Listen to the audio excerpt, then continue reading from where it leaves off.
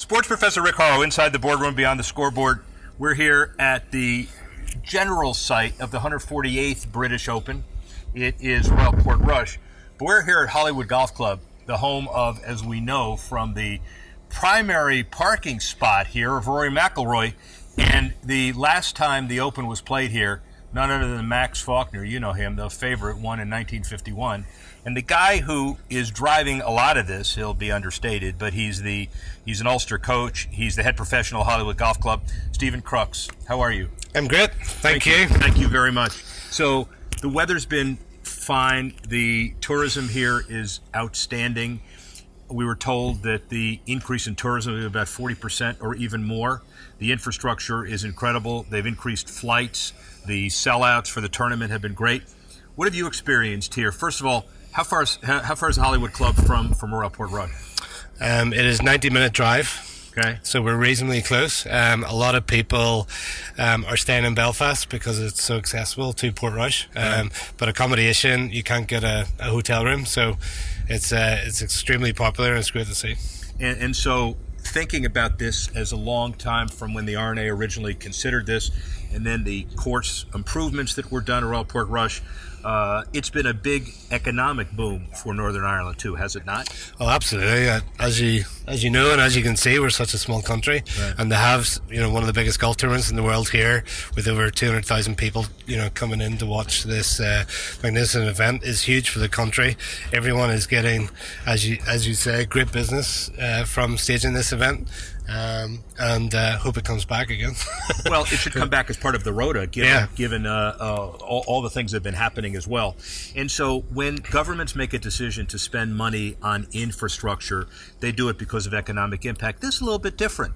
Troubles years ago, nobody hides from it, but there needed to be some kind of an image overhaul as well relative to what Northern Ireland offers the world. Talk about that a little bit.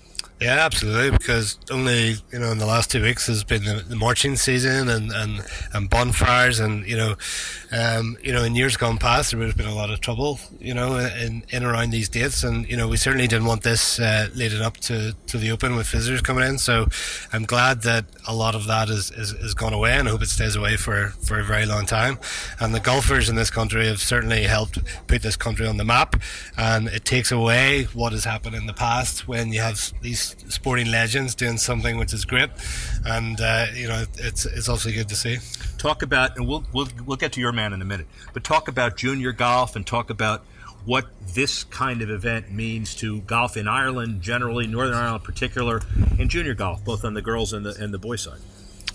Yeah, well, as you talked about the infrastructure at Portrush, a large part of that is getting, kids go free, which is great. So they get to watch their sporting heroes, and then inside the ropes they can go and get free lessons, and they're doing lots of games for kids to promote the game of golf. And we have over 490 courses, I think, in Ireland, and I think most courses are still crying out for more junior members. We're very fortunate that we've actually got a cap on juniors at the minute. Yeah. We're in a very popular situation, and obviously with having Rory as our hero, we're fortunate. But I think after staging this event, I think people watching on TV and going to watch their sporting heroes, I think is obviously going to drive golf even further for Ireland, and hopefully with 600 million viewers around the world, then everyone will hopefully pick up a club at a young age and start playing. Well, the 600 million is important, but just let's not gloss over what you said. This is a really relatively small country. You can get from one side of the country to the other 2, 3, 4 hours. Yeah. 450 golf courses. It's incredible. And nature made it, but you guys took it to the next step. Yeah, absolutely. It's great. I must try and play them all one day. But I don't think you have time. You got to make money here. I don't think so. But okay, and for Northern Ireland, they have Graham McDowell, Dan Clark, and Rory, and then obviously down south we've got Shane and Podrick doing ever so well, and there's a few young ones coming up through. It's great.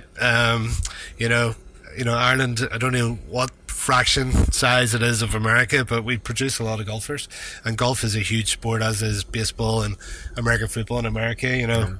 Everyone kind of wants to play it, so it's great. All right, let's talk about the role model aspect of it. We have some American athletes on American television and all that joust over whether or not, and an athlete should be a role model. You look at how Rory McIlroy has inspired a whole group of people, this generation, the next generation. It's beyond question that he's the Pied Piper. I guess Darren Clark is the first, and obviously you've got others. But talk a bit about Rory's role and influence in Irish, Northern Irish golf and Irish social structure as well. Yeah, I think it's been huge. I've been fortunate enough to know Rory since he was 11, growing up. So I've seen him as a young teenager, growing up right through and turning into the person he is today. And obviously his bank balance has changed, but as a person, I think he's got better with age too, because he's extremely mature. He speaks so well off camera, off the golf course. He seems to keep himself pretty right, and that not only goes unnoticed, around here, but also worldwide. And to have a role model like that in Ireland is huge, and I think that's what makes him so popular. Yeah, we have some rowdy fans here. We're trying to do a legitimate interview, but there are some, and they're Americans, but we'll control that behavior. That's okay. Americans being loud? Are you Americans sure? being loud. Look, Yeah. Are you being cynical about Americans? That's okay. That's not a problem.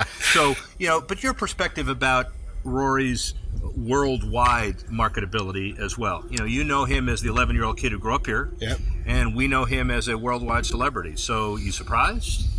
No, not what he's achieved. His first 5 years on tour was pretty spectacular, and he came out of the blocks like a young Tiger Woods nearly. But I'm not surprised. I think from a young age, I heard the name before I met him. Yeah.